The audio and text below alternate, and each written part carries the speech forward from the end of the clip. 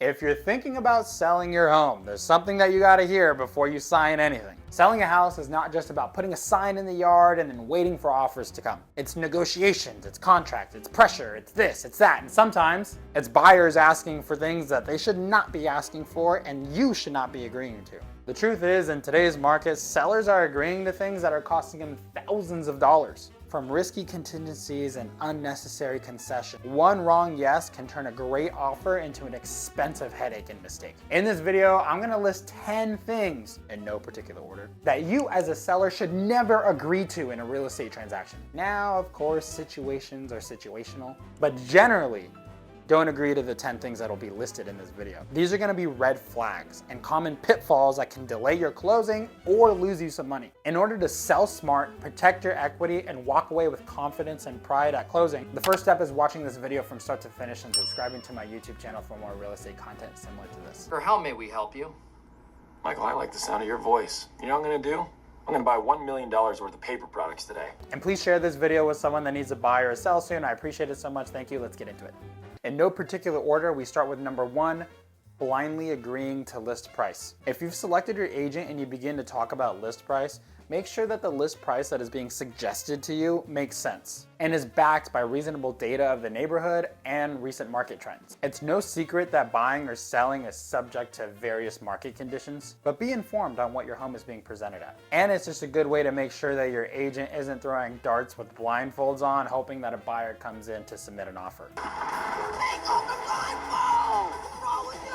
Number 2, go direct showings. Now, go direct showings are still happening, generally with houses that are vacant. A go direct showing is when an agent puts on the MLS showing remarks just to go direct. Maybe they put a gate code, maybe a lockbox code, but they basically just say go direct and let me know what feedback you have on the house. And then the buyer's agent just goes to the home whenever they please without any kind of organized scheduling. If you're a seller and your house is vacant, wouldn't you want to know when someone is coming through your house? Wouldn't you want to make sure that the doors are locked and the windows are closed, lights are off? In some cases, a go direct showing does make sense, but not many. Which is why we've added this one on the things of not to agree with when you're a seller. Number 3, long escrow periods. Sometimes, given the terms of the sale, a longer escrow period is needed. Now, maybe you're working with a contingent buyer or maybe a 1031 exchange buyer, but if you're a seller and you're receiving offers from the standard buyer pool, there's no reason why you should really be accepting an offer that's asking for 45 to 60 days to close, especially if they're not contingent, meaning they have to sell a current house that they own in order to afford your house. If they're getting a standard FHA or conventional loan and you see an offer and they're asking for 45 to 60 days, I would get with your agent and be like, hey, before we accept that, why do they need so long? I'd be hesitant to accept that offer without asking the buyers why they need that much time. You just want to protect yourself from being tied up to a buyer for that long. Because imagine you're in escrow for 2 months and then you get better offers or maybe a better suited buyer. You would like to entertain those offers that maybe make a little bit more sense. Plus, a longer escrow means there's more time for a buyer to get cold feet and walk away. With the buyers we work with, we normally get them pre-approved, underwritten, and closed within 30 days. So if you were to tack on 2 more weeks to a month onto that, there'd be some questions. Number 4, allowing a buyer to move in during escrow. Why would you ever do this? It seems obvious, but if you're selling your house, do not let your buyer move in during escrow. There's an agent that I know that was in escrow representing a seller, and then the buyer's agent asked him, hey, can my clients move their boat in the backyard before close? What? Oh no, she did not. They want to avoid paying another month of a storage fee. Absolutely not. The amount of liability that you would be taking on as a seller is just not worth the headache and the risk if something were to go bad. That story was with a boat. But you don't know if the boat or the bike or the car or whatever they're asking to move into the home, you don't know if it's stolen or transporting anything, smuggling anything. Sir, I'll say again, what's in your pocket? Missing.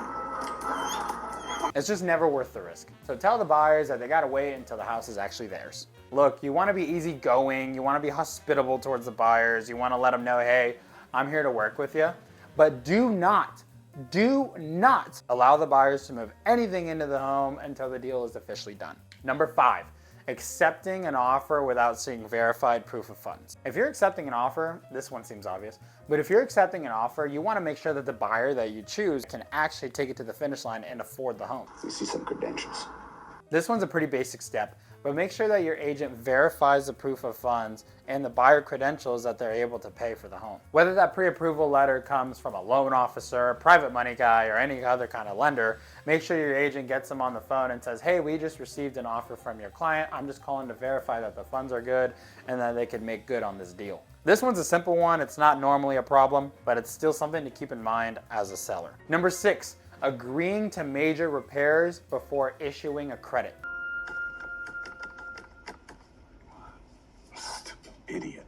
Are you a roofer? Are you a plumber? Do you work on air conditioning systems? If you do, message me because our team is always looking for new vendors to work with. But I'm gonna go ahead and guess that you don't do any of those things. So if the buyer that you're in escrow with performs a home inspection and sees these items wrong with the roof, the AC, plumbing, whatever, and then asks for you, the seller, to fix the problem, if it's an absolute deal breaker and you need the deal to go through, you don't wanna lose this buyer, then obviously, yeah, you gotta kinda play a little game here. But before promising to fix anything, ask them if they'd rather have a credit through escrow. It'll save time, headaches, and it will release a liability from you as a seller to actually fix the things that they want. So if they're completely dead set on having these items of the home fixed, then ask if they're willing to take a credit through escrow. You might need to get like a vendor or any kind of invoice or estimate to kind of give an idea of, hey, if the roof is gonna cost, 15 grand, maybe we'll meet in the middle, I'll give you 7,500. But rather than actually doing the work yourself and getting someone else to do it, ask if they'd rather have the money issued on their closing statement. Number 7, signing contracts without understanding. This one seems like another obvious one, but it's something that buyers and sellers sometimes overlook. Signing a listing agreement, purchase agreement, and disclosures can be very, very painful sometimes. It can get redundant, it can get wordy, and it can be an absolute headache that makes you want to tear your hair out. But don't worry, if you have me to help you, me and my team will guide you through from start to finish to make sure you understand it. But don't just go painting your initials and signature everywhere on pages that you haven't really read or understood. Read it, make sense of it, ask questions to your agent, and if your agent doesn't understand, then maybe consider switching to our services. Number 8, agreeing to Section 1 termite work. Section 1 termite clearance is work done to eliminate current wood-destroying pests, and it is a very common term that sellers might receive in offers. But before you agree to it, you want to actually know what it is you're agreeing to. Because if someone asks right off the rip, hey, I want you to provide Section 1 termite clearance, and you'll be like, okay, cool. You essentially just promise them to do the work, and you don't even know how much it costs. So you'll be on the hook for whatever the findings are once a termite company comes out. My offer is this. Nothing. Say you agree to do Section 1 termite work, and then you get a termite inspector out here, and then he says, oh, this is gonna be $2,500, or this is gonna be tent fumigation, this is gonna be this is gonna be that. You basically blindly already agreed to spending that amount of money. So what you should do is you should agree to give your buyer a termite report. Then once you get that report back, you look at the findings to see if there's any significant damage, and then if there is, then you go back to the buyer, sit at the negotiation table and say, hey, our inspection report found this, how do you want to settle this? And then just see if you guys can work something out. But don't just blindly agree to a cost in which you don't know yet. Number 9, paying for a moving company before the buyer contingencies are up. Don't do it. This one's pretty painful. Say you open escrow on your house with a buyer, and then you start moving your stuff before the contingencies are up. You pay for movers, you pay for boxes, you pay for trucks, you pay for bags, you pay for all this stuff, and then the buyer backs out.